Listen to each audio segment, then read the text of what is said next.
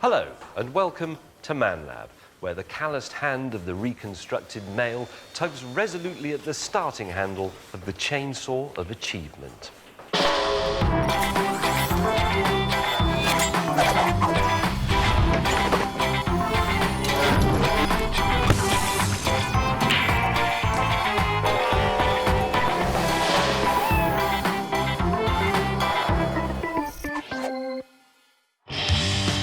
Coming up, rock stars. Is it ever too late to become one, even if you're now a 40-year-old accountant? Scream for me, high voltage! We grind a different kind of axe, making our own sustainable bog roll. Timber! And the undead give us a hard time as we go ghost busting. Something very odd going on in here, and that's not a joke. More of that later on in the programme. But first, one of the highlights of ManLab Series 1 was our groundbreaking bog roll alarm system, which sounded a massive klaxon if anyone in the car seat so much as lowered the seat when there was no paper left. And then we could send him fresh supplies using the ManLab Integrated Railway Transport Solution. And already it's happened again, you see. Will, our executive producer, is on the throne and the alarm has gone off. Unfortunately, though, this time, we don't actually have any bog roll left to send him. Now, obviously, we could just go down the road to the shops and buy some more. But where's the skill in that? This is an 80-year-old willow tree, and the history of the willow tree is heavy with magic and mysticism. The ancient Japanese people of the island of Hokkaido, for example, believed that this was their ancestor tree and that the human backbone was made of willow. Elsewhere, the Aztecs prayed to the indwelling spirits of the willow tree in the belief that it would protect them from storms. We, though, are going to wipe our backsides on it. Not in its current form, though, obviously, because that would be a bit scratchy.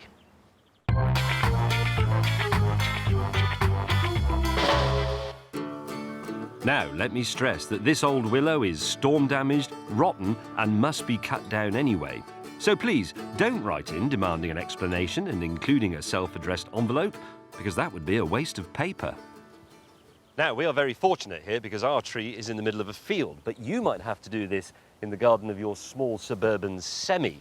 So what we're going to do is use and show you proper lumberjacking techniques to ensure that the tree falls in a designated triangle of safety, which in our case is something like that. To show you how confident we are of this, we asked Will to stand right on the edge of the danger zone, but he was otherwise engaged. Hello. A pity. He's cut out for this sort of thing. So, first step, cut off the secondary branches on the side that the tree is going to fall on. This will stop it bouncing off the ground and hitting you in the face. Right, tree felling basics. First we go to the side of the tree facing the direction in which we want it to fall, and we make a cut using the two-handed saw through the trunk like that, about 20 to 30% of its thickness. We then take the axe and at about 45 degrees we chop into that to create what is known as the gob cut. Then we go around to the other side of the tree to make the back cut with the two-handed saw again. Here, just above the line of the gob cut, and you will recognise from the physics you did at school that all the forces in the tree will be concentrated at the back of the gob. So as we cut through and the tree becomes ready to fall, it will crack and fall perpendicular to that line, down our triangle of safety, just missing our executive producer. So, with our heads and ears protected in case the tree suddenly explodes, Dan and I start work on the gob cut to silly music.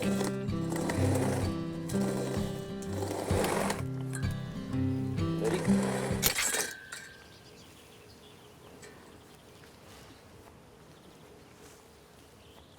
That was a bit wasn't it, really?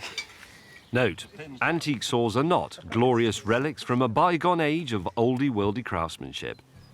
They're just crap. Rhythm is very important in this, as it is in most things in life. If I push, instead of letting Dan pull, it will buckle in the middle, jam, or possibly snap, or you can get a sort of sine wave travelling down the saw, which will then cause it to smack Dan in the teeth. The problem with sticking to the traditional methods is that it takes about 5 hours just to make the first cut. But on the other hand, it does mean you can break out one of the first tools devised by primitive man, the axe.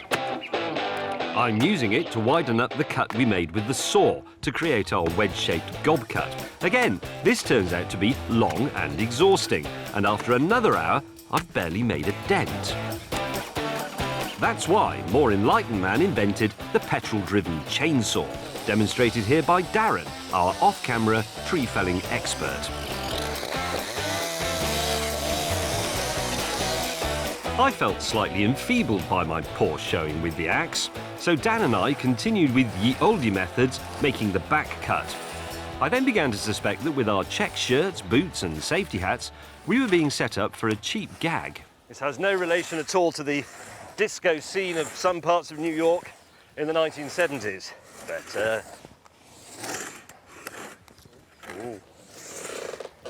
Ooh, what was that? That sounded like a big creak. Keep going. Oh, hang on. Go in. Go behind it. Here we go. Right. Timber! James, that way. Hold on.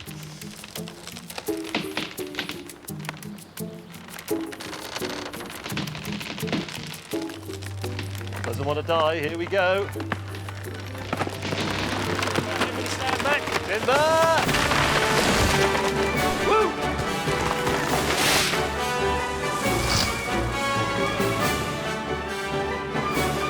Sorry, tree. Here we can see some of the wood lice responsible for causing all this rot, presumably. I bet they got a bit of a shock. Ah, what we need to do is see if our executive producer survived.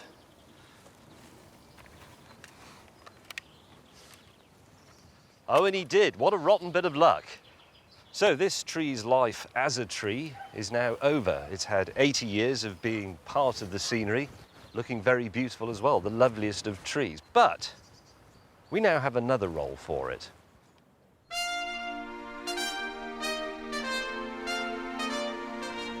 Here we have everything we need to rescue Will from the Kazi, or at least once it's passed through this convenient paper mill.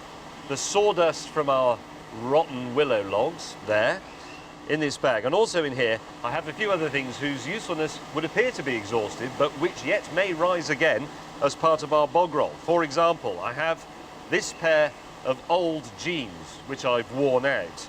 I have a pair of the director's jeans which he's stopped wearing now that he's given up rollerblading. I have some flax wool that we found lying around in the Man Lab, very useful for making paper. And finally, I have my paperback copy of my colleague Richard Hammond's really rather excellent autobiography, Volume 2, As You Do. Along with some water, everything is going into this machine, known as a Hollander beater, which is really just an elaborate mashing device, turning all our fibres into a nice, fluffy, moist, bog roll specific pulp. So, in goes the sawdust from our freshly cut willow, followed by the jeans. Strikes me this is an extremely good way of disposing of incriminating evidence, such as, I don't know, bogus accounts or emails that show you've been bribing the police or what have you.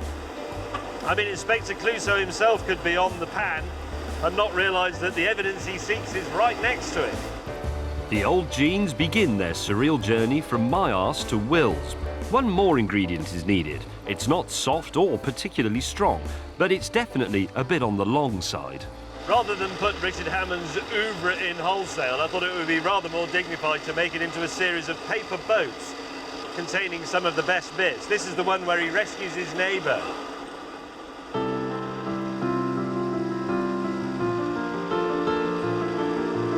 The scissors gleamed in my hand. The taut ribbon seemed to call me forwards. I knew that all I had to do was cut one with the other, and I'd be driving home in a new 911.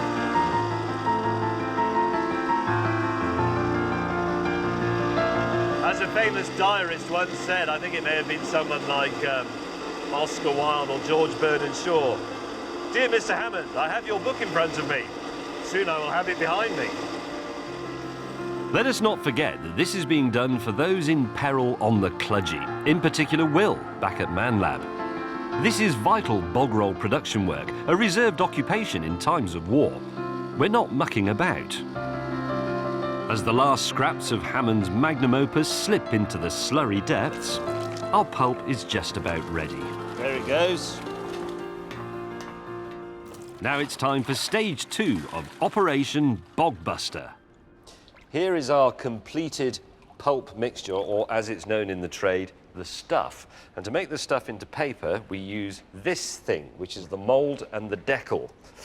Now, there's a bit of a knack to this, and I've never done it, but hang on, you drop it in, give it a slight swirl, then you cover it up, and then try and bring it up as level as possible.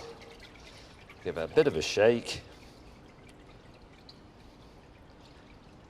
And then you transfer it over to this rather simple device here. Place that on there. It's in its sort of evacuator. It is linked to what is really not much more than a domestic vacuum cleaner. As you can see, that's sucking the water out. We press down to make sure there's a good seal around the edge. Doesn't look very good because it's a bit lumpy, but let's not worry about that. Obviously, if you were making bog roll in a big mechanised factory, you'd make a great big continuous roll of it and then you cut it up. But we're making it by the artisanal method. So we're making squares of bog roll. Later we'll worry about joining it together, perforating it, cutting it to the right width and so on. Now this is the good bit, so are you watching? This frame around the edge is called the decal, and when I lift that off, ha-ha! Look at that. And then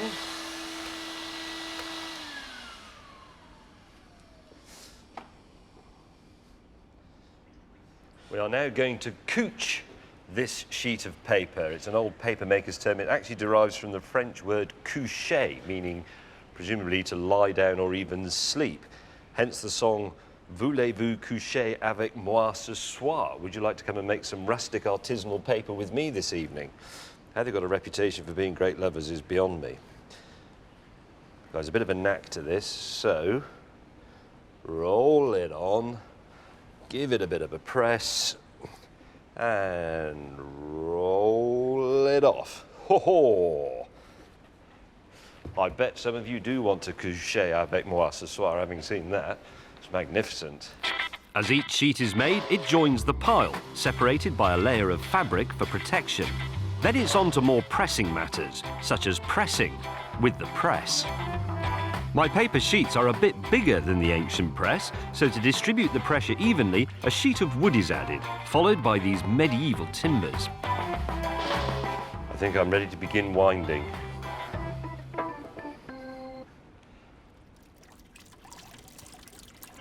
Listen to that. That's all the moisture coming out of our bog roll.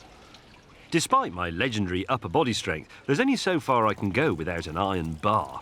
And bring out the iron bar, which is this, which simply goes in the slots and allows you to do a bit of proper, easy labour pressing. Making your own bog roll is not only ethical, it's also good for you. That feels quite nice, it's quite yogic. There you go, now this allows us even more squashing. Even Hammond's dense prose is no match for the power of pure physics, and soon all the moisture has been squeezed from the pulp like the grey juice from a big rotten lemon. Here we go then, ManLab's first paper product. Not quite finished, but getting close. Ho-ho! Is that a piece of paper?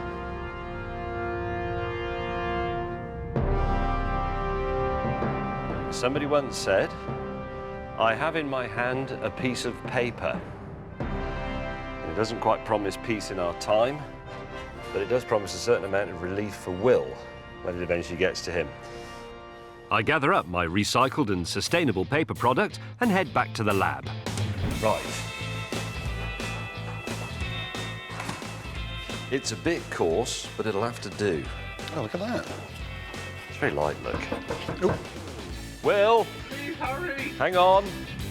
In order to make the perforations on our bog roll, Simi has cunningly sharpened points on a pizza cutter, which makes it a simple job to perforate along the width of the paper, cut along the length, and then stick the pieces together with slightly inelegant, but it doesn't matter really, glue stick. Let's not forget, shall we, that what we are producing here came from a tree that might otherwise have been used for nothing more than a bonfire.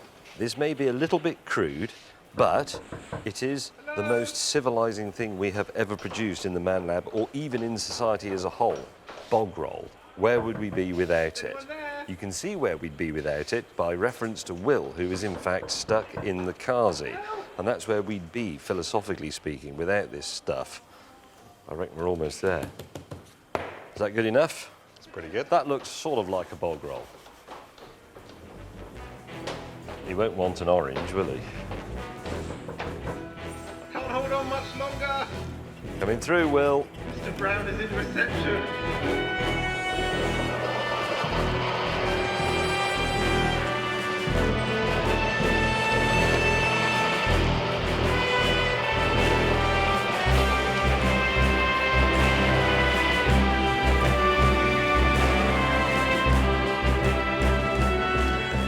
Thanks, guys. There you go. What could be simpler? Right, now I think I'll put a clean shirt on and then I'll reappear over there. Now, as teenagers, most of us blokes recognised that there were only really two career options open to us. On the one hand, you could get a job, but on the other hand, you could be a rock star.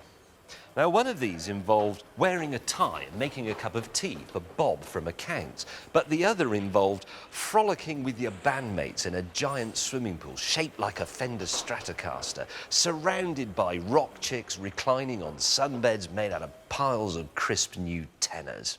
But what none of us teenage dreamers realised back then is that it's actually really difficult to become a rock star.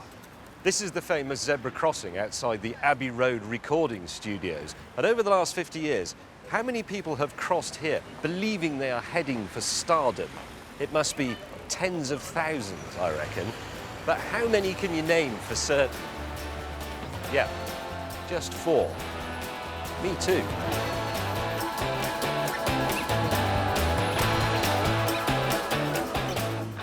That is a great many broken dreams, and of course a lot of wasted music.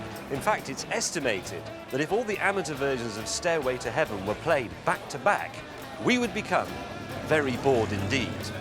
But then, as the great Paul Weller once said, to be someone must be a wonderful thing. With that in mind, we at Man Lab decided to reunite some of the ex-bands whose musical dreams died young, to give them a second shot at glory in middle age. Out of the hundreds of failed bands who sent us their demos, we've selected a precious handful and invited them here to Camden's top rock toilet for a second chance at rock and roll stardom. And this time, it won't be at their sister's 15th birthday party. But here, on stage at High Voltage, one of Britain's biggest rock festivals, sharing the bill with Slash, Judas Priest and Thin Lizzy. Our hopefuls are just motley crews of middle-aged blokes with everyday jobs. But for these bands of brothers, the dream never died.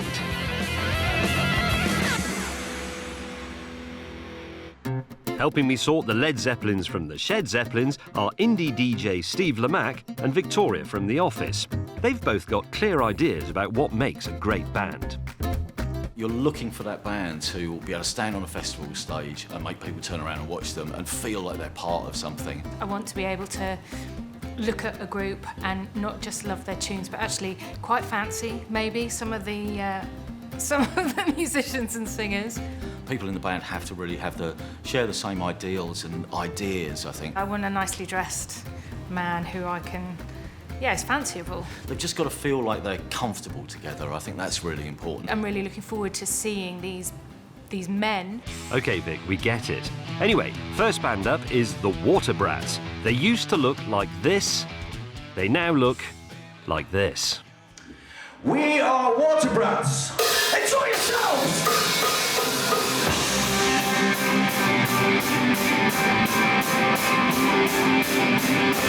Watch me listen from your heart.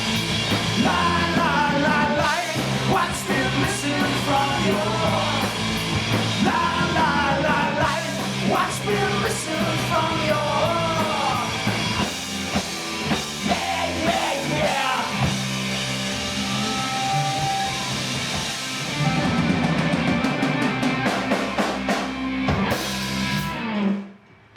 One of you's a drama teacher, one of you's a head of PR, clothing store, something in IT, one's a scientist.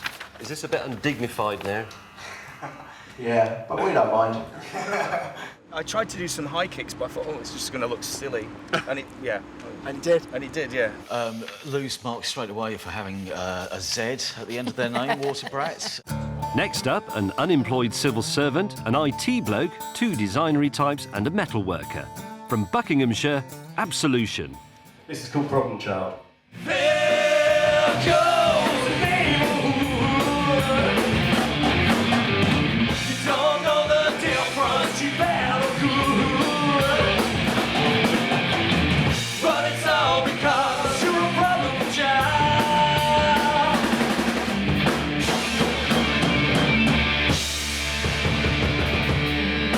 Yeah! That was cock rock. Yeah, pretty good.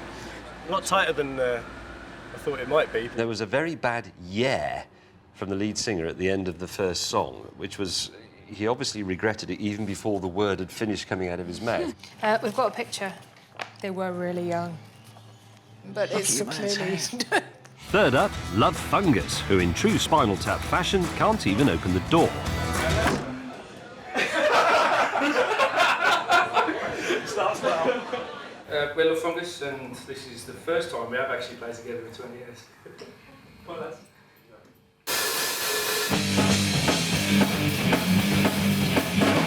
Drive away the clouds together, drive away the nights.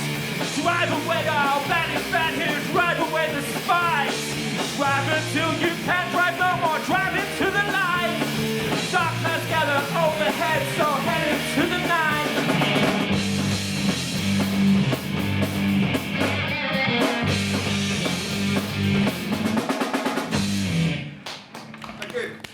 I liked the songs actually, and but you're now a national account manager in construction. I am.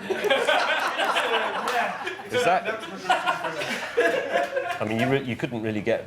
Forgive me for saying this, but you can get a lot further from your dream of rock and roll stardom than looking after the accounts of large building projects. I have a Love Fungus poster that in frame. It's on my wall. I walk past it every time. It's on my bedroom wall.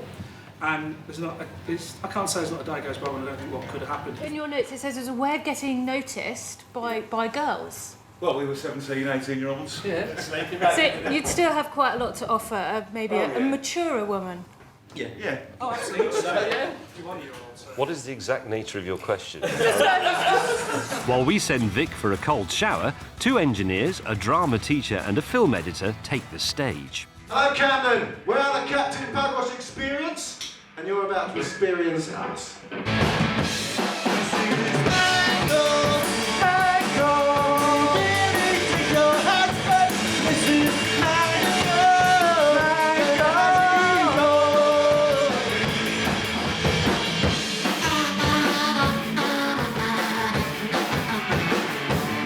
Are you to some extent a parody? Possibly. Tomorrow, mother's got her suitcase packed. Mother's upstairs, she's crying on her own. It's like a lifetime ambition, and to get a shot at it at this stage of life, when you think it's a long gone daddy, again, is wonderful. So your band contains 3 Andys and 1 Scott. Scott? And Scott isn't here? Yes, a couple of days ago we had one of our old rock and roll tiffs at rehearsal, and he literally stormed off. So we are actually here witnessing a reformed band already in the process of breaking up, is that? Finally, climbing the stairs to potential superstardom, our last bunch of ordinary blokes, also known as the Scary Men. Go, sir. Thank you. We're the Scary Men, we're from Durham, and this one's called Beautiful Girl. You're still my beautiful girl. Still my beautiful girl. You're not very scary, you Scary Men, are you really? Thanks very much. But you're quite sort of what my mum would call nice lads. And so, we've seen all 6 of our bands, but only one can make it through to the main stage at high voltage and play to a crowd of thousands. After careful deliberation, we call them back in to announce our final verdict. Right. Thank you very much for doing this. It's been very difficult. We think you should all reform, you should all play together some more, and you will, I think, inspire other bands in garages and pubs and other bands that have split up and are full of regret and wish they could be back together to do just that. So that is a great thing and a great service you've all done. But there can only be one band that goes forwards, and that band is Love Fungus.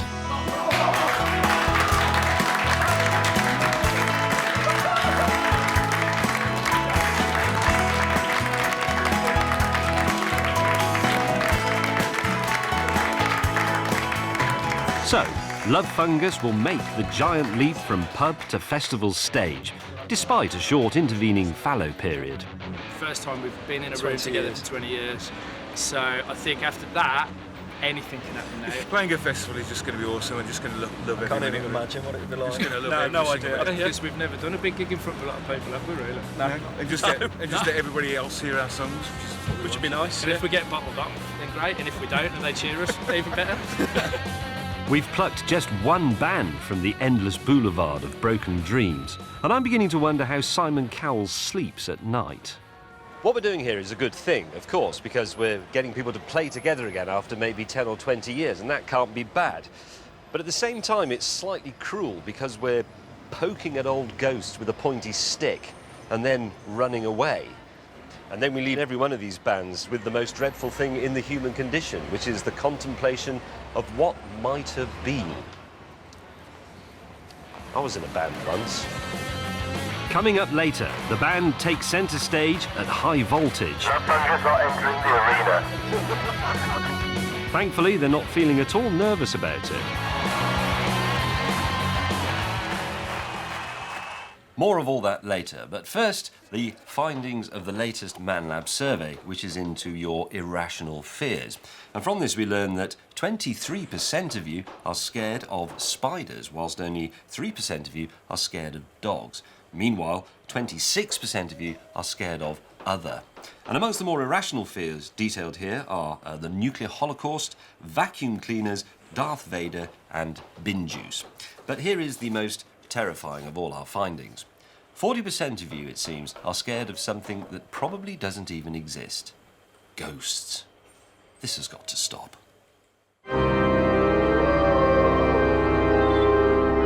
This is Lymm Castle in Kent, supposedly one of the most haunted places in England. I've come here to face up to the ghosts, and in doing so, learn how to overcome any irrational fear. My view on ghosts is this. I'm not prepared to dismiss them entirely.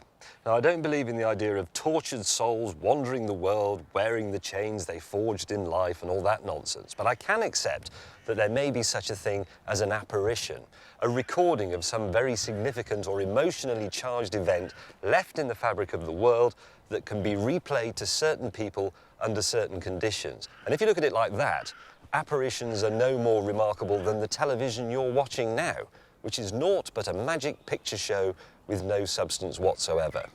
Being scared of phantoms is a bit like being scared of Ant and Dec. And so, with that in mind, we're proposing to spend the night at the castle, while I, along with Tom, the director, will wander the darkened corridors, testing out Britain's most popular fear reduction techniques. Lymm Castle has a history that stretches all the way back to Roman times, so there should be ample opportunity to come face to face with a ghastly spectre. All we need is the right kit. This is Lymm Castle's Great Hall, scene of much ribaldry and roast boars' heads over many centuries. And in here I'm going to install this very simple motion detector. It's a sort of infrared device. You put the transmitter here, and over here I put the receiver. And then, if anything from this world or the next, or the one before us, comes through this room, and it will simply do that. quite unearthly, actually, isn't it? And, of course, all the time we're in here, we are being monitored, along with anybody or anything else that is in here, by these permanently fixed cameras up on the wall there. Right, follow me. There is one man who knows these corridors like no other. One man who laughs in the face of terror daily, all the while keeping the silverware at a professional polish. Rod, the caretaker. So how long have you been here, Rod? Off and on about 10 years, actually. Really? Yeah. And how many strange and inexplicable things have you experienced? Personally, only about 3. Such 4. as? Strange feelings. A thing catch you out the corner of your eye. You know, when you see things move and you think, is that someone just gone by there?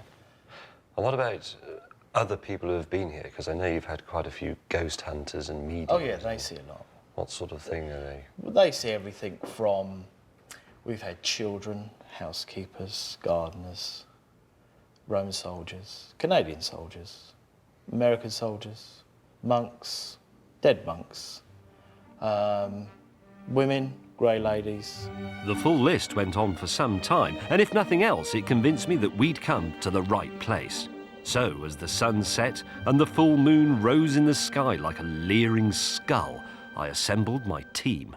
We are now ready to go ghost busting and not be afraid. Tom here has a handheld infrared camera.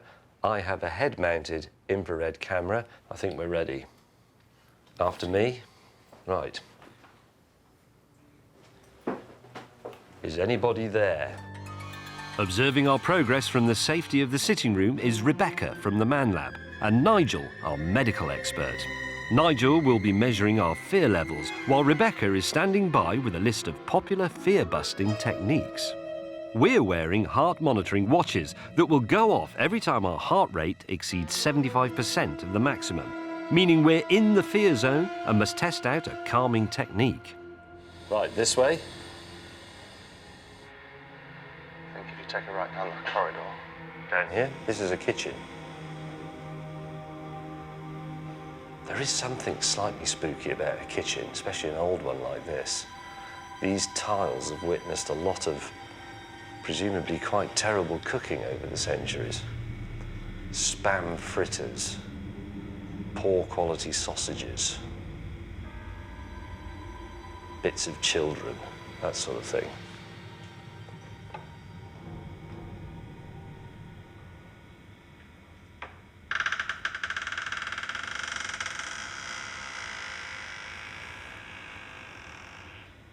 I don't think he's going to cope with this very well. What's up there? Stairs. Is that the library? Yes. I keep thinking if we're really quiet, we can sneak up on the ghosts. Right. And that's a good plan. Sorry, that was me. James is a bit more scared than Tom.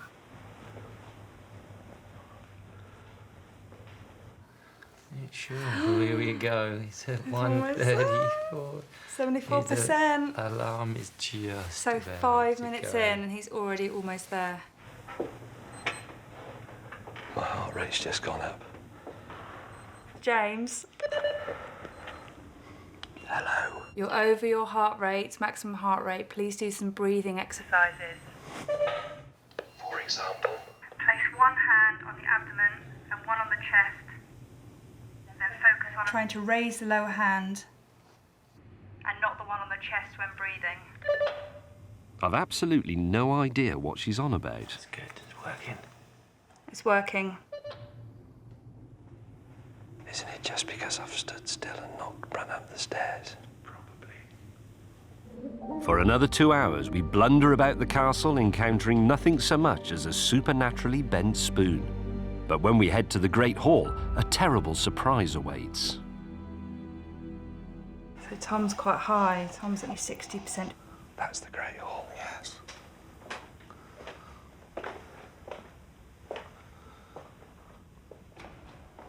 What's that? What? There's a noise way ahead there. Where? It's in my imagination is the worst thing. I know. That's just a doorway. I heard something further through. Off you go.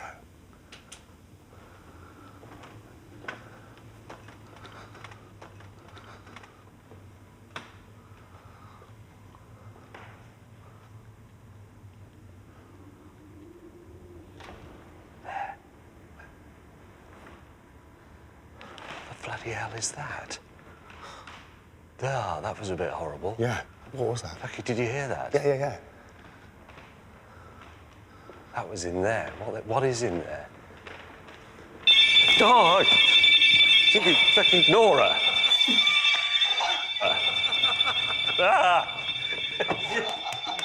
It's our beam, it's our beam. Right, come on, be reasonable. That's just our alarm.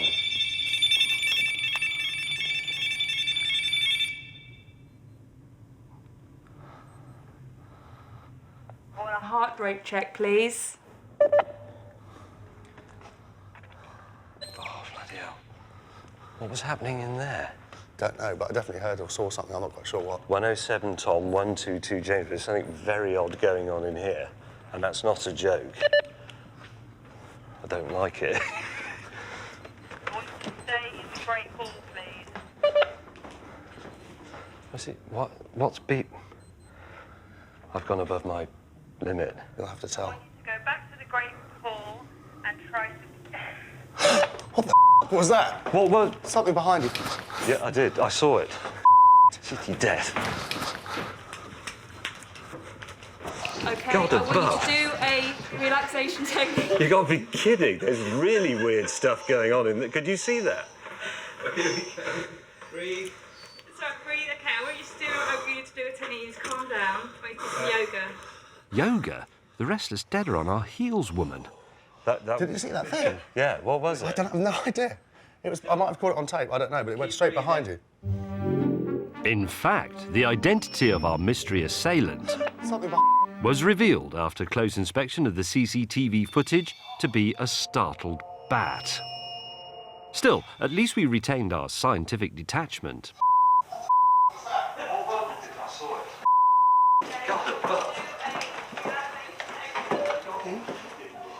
Simply sit on the floor with your knees spread and bottoms of your feet either pressed together or wrapped around your legs. Your knees are slightly lifted off the ground. And breathe. Tom's heart rate monitor went so far off the scale that he's actually managed to break the thing.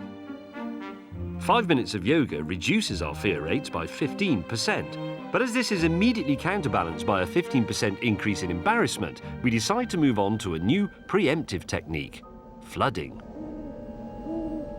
Flooding involves exposing us to so much of the thing we're scared of that we'll be immune to anything the castle throws at us. We've enlisted Hayward Morse, one of the UK's most popular narrators of horror stories. Take thy beak from out my heart, and take thy form from off my door, quoth the raven, nevermore. The only problem is, my heart rate increases and continues to climb. Time to counteract this with an old fear-bashing favourite, Dutch courage.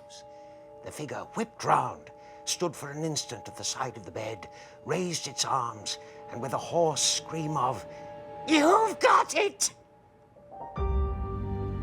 Suitably flooded with both scary stories and Cabernet, it's time to venture out once again into the blackness. We decide to return to the Great Hall, having disabled the alarms, and head for the Roman period Eastern Tower. This is where we thought we heard those strange noises just before our encounter with the bat. This tower is actually quite spooky. I don't believe in anything like that, but it's actually quite atmospheric.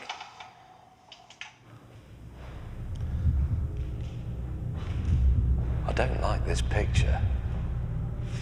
What the hell's going on there? The weird priest person, and it's sort of like an amateur Hieronymus Bosch with Oz Clarke in the middle of it. It's quite spooky. James, your heart rate's going up. I want you to start singing. So He's going to do that. Apparently soldiers used to sing that when they go into battle because it really calms you down. I think it releases endorphins. Not scared. I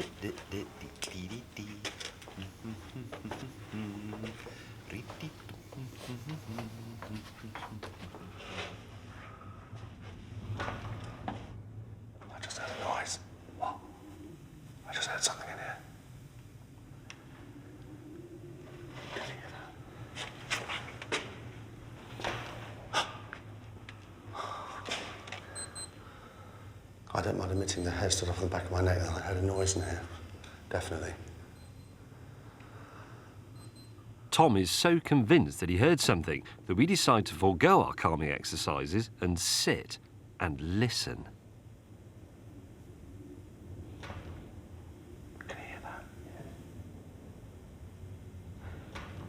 I can hear footsteps really clearly. What the hell is that? Tom's gone up now. James, what the was that? What was that noise? I don't know. Should we go down? Yeah, let's go down. Be careful down the stairs. Tom was breathing really heavily. Right. James just went over. Definitely had footsteps. I'm not hearing anything down here. There's something was going on up there. Rebecca to Tom. Shut up.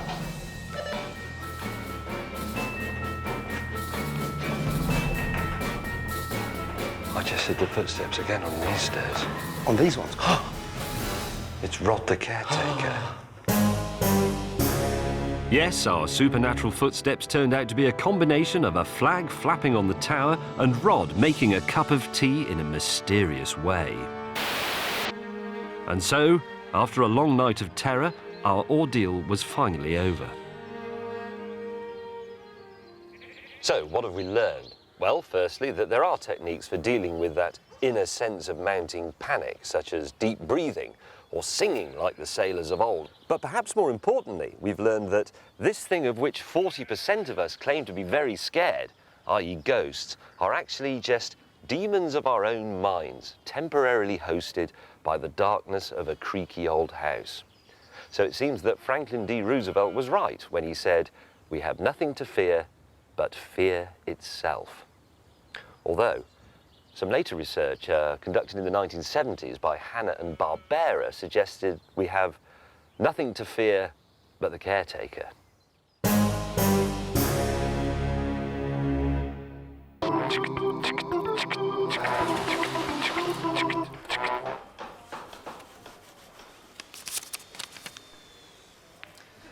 Ah, yes. Morganstar89 writes to say, "I'm always losing screwdrivers and Allen keys. It drives me crackers. Can you help?" Well, as a matter of fact, Morganstar89, yes, we can, because I have a similar problem at home, where I have this. It's known as the bowl of many things, and in it I keep all those things that have no acknowledged or accepted home within the home. For example, my flageolet, my Ninja Death Star, a spanner that's very important for adjusting cupboard doors in the kitchen, some keys, this spare padlock for the little shed outside, and indeed some Allen keys. However, we have recognised that there is an area of potential storage within every home that is greatly underutilised. And here it is. Welcome to the Man Lab Ceiling Storage Solution, a mere magnetic folly that you could attach to any ceiling anywhere and that will keep very safe for you this spanner. See? On the ceiling. Up it goes, you know where it is forever. I have this little pair of nail clippers and I can never find them. I will be able to find them when they are up there. So, how do you create this simple yet extraordinary storage device? Well, a sheet of mild steel is covered with a uniform grid of 460 magnets, each capable of holding a kilogram. This way, the whole sheet is magnetised. We screw that to a board and then hang it from the ceiling. Now, if you're interested, Those magnets up there are the neodymium type. They're extremely strong and they never lose their magnetism. You can get them from magnet websites on the internet. And it is worth remembering as well that the magnet has been a great contributor to civilization. Without it, we wouldn't have the magnetic resonance imaging scanner, the MRI scanner, and we wouldn't have the electric motor, and life would not be as good. Anyway, the eagle-eyed amongst you will have noticed that only half of our ceiling storage solution is magnetic. The other half is a mysterious black cloth. It is, in fact, a very sophisticated type of hook and eye material, or Velcro, as you would know it. And we can take, for example, this hat, which I hardly ever wear. Well, that's got a home. Now, here's an interesting one. My ancient and beloved faded pale blue T-shirt, which I've had for the best part of 20 years. Now, obviously, the T-shirt would stick to the Velcro, but then it would become rather crumpled, and we wouldn't want to spoil its appearance. So I've put it on a hanger. The hanger is, of course, made of mild steel, so that should stick to the magnets, and there it is. How do you get these things down, I hear you cry, as one from the collective sofa of the nation? Well, what you do is you equip yourself with one of these grabbers. So, you need a hat, there is a hat. You need some Allen keys, well, there they are, simply grab them and bring them down.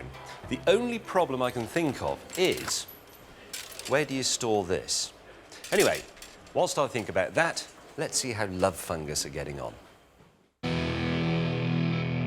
Earlier on, we auditioned 6 bands whose dreams of rock stardom expired 2 decades ago, crushed under the weight of proper jobs.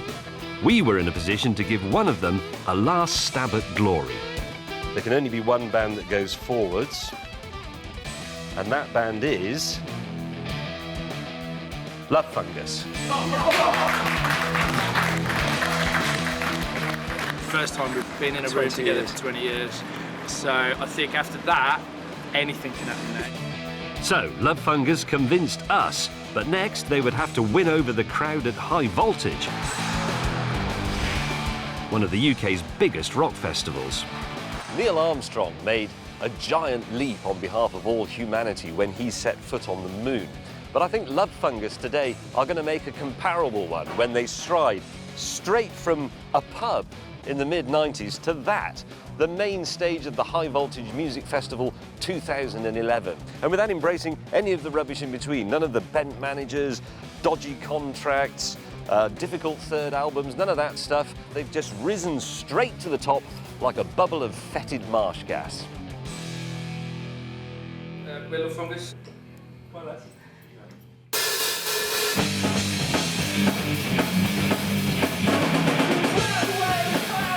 For 20 years, I couldn't remember the songs and I couldn't remember the lyrics. I think all of us harboured ambitions of wanting to be of being rock stars. I mean, everybody does when you're that age, really. Hang on, I was on about how many people are going to be at... I don't know, what's the ticket How many sales tickets on have it? sold? 30,000. 30,000 sold so far. Are you going to be sick? No. It sounds like you're going to be. I think there was 12 people at our last gig, wasn't there? More than that. Maximum. Since Love Fungus, jobs that I've done have involved mainly bar work.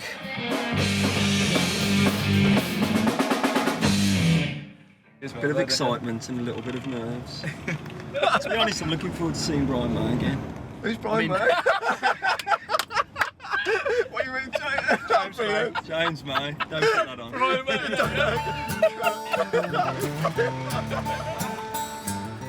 Sadly, Brian May won't be at High Voltage this year, but no matter. As performers, Love Fungus enter the festival not through the public gates, but through the backstage entrance. Have a good day, guys. Where are we going? Thanks very much. Yeah, just to let you know, Love Fungus is coming over. That's a funny long.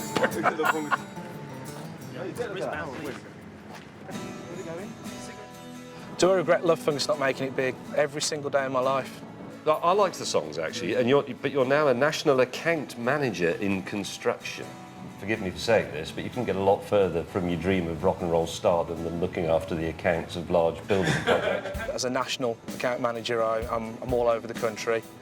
Would I rather be driving around on tour in a tour bus or a van? Yeah, absolutely. To play in front of a big crowd, it would be just the most incredible experience. It would be something that would be you know, life-changing, I think. Morning, chaps. Hello. Morning, James. How's it going? Very good. You all right? Yes. Yeah. Are you nervous about it? No. Actually, at the minute, I don't know. no. I'm not at the minute. I must admit, I'm a little bit.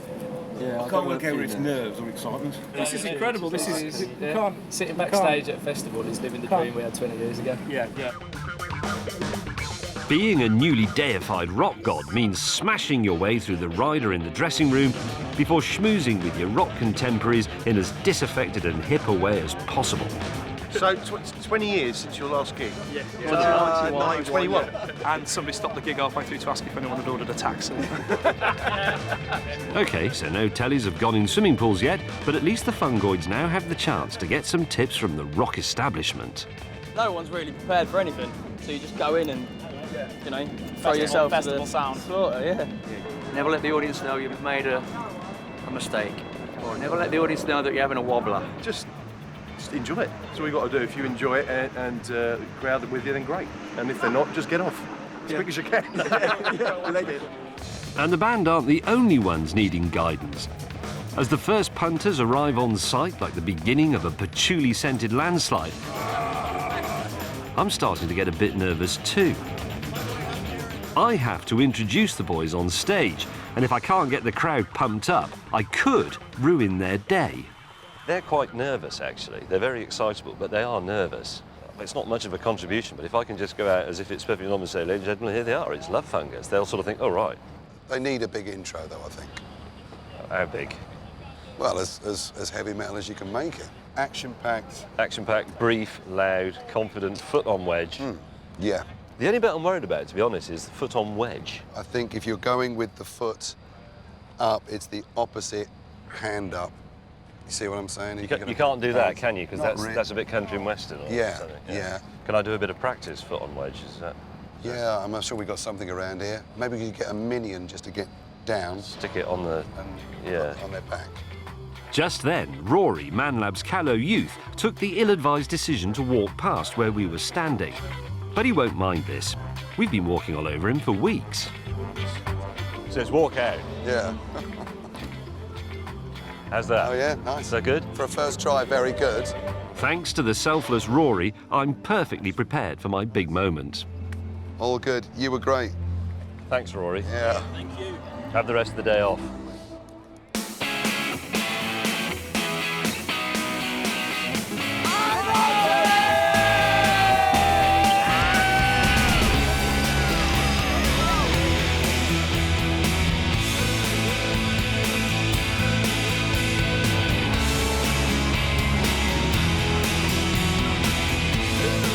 Go.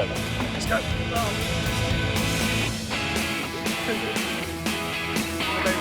Love Fungus are entering the arena.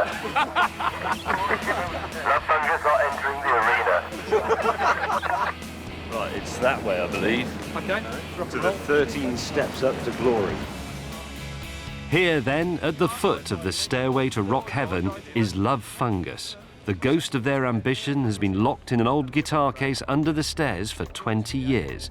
And now it's been opened. Just calm. Look, it's just a gig. It's what you do.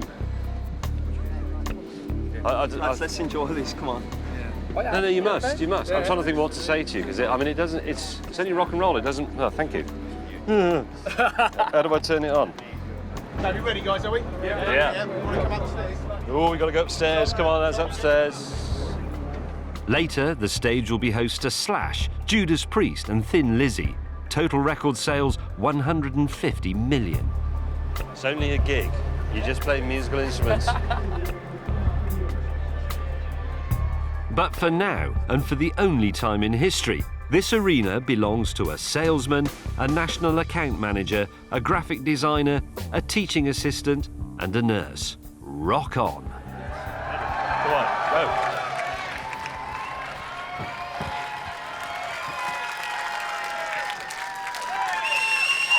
Scream for me, high voltage! This band split up in 1991 over musical differences and because someone had stolen the steering wheel from their van. They reformed 2 days ago and nobody noticed. But you're going to notice now. Give it up for Love Fungus! Okay, ready, lads?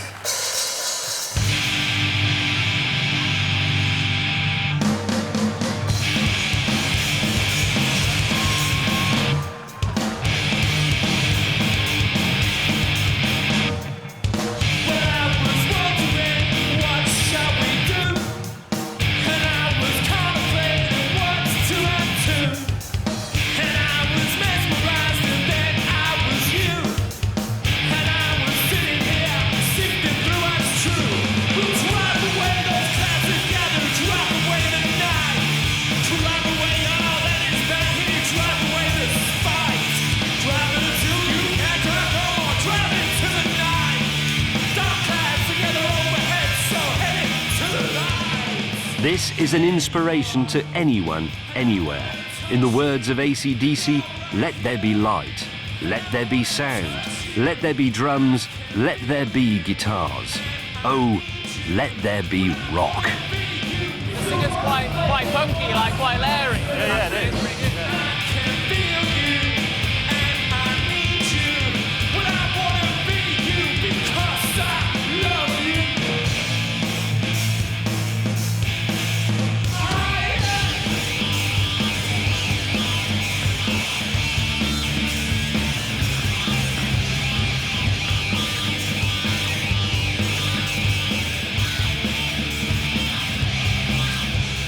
The glorious re-sprouting of the fungus is a message to all men stuck in daily drudgery across the nation.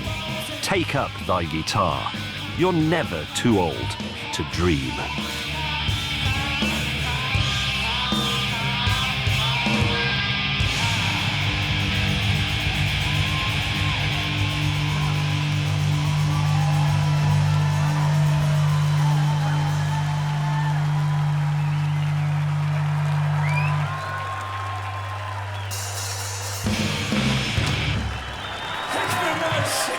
Cheers, that was absolutely amazing. You guys great.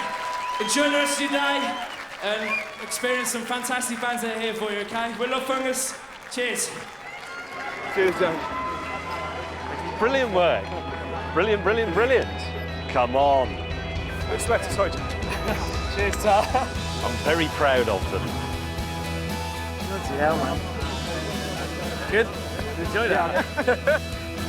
You are hard? Tell me. That's terrific. My heart swelled with pride when I saw you out there. I was moved. I was.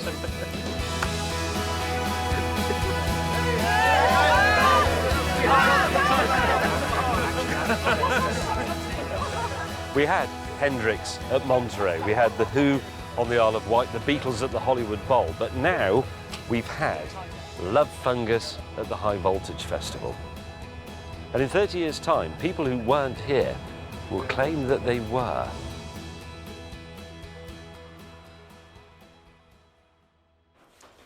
Let us not forget that Love Fungus are not merely some reunited happy band of brothers. They, and thousands of bands before them, actually changed the course of musical history, because if it hadn't been for the invention of the electric guitar, the ukulele craze that swept America in the 1940s would have continued unabated to this day. And now your MP3 player would be filled not with rock music, but with the happy sounds of Hawaiian ukulele bands. Imagine that. Goodbye.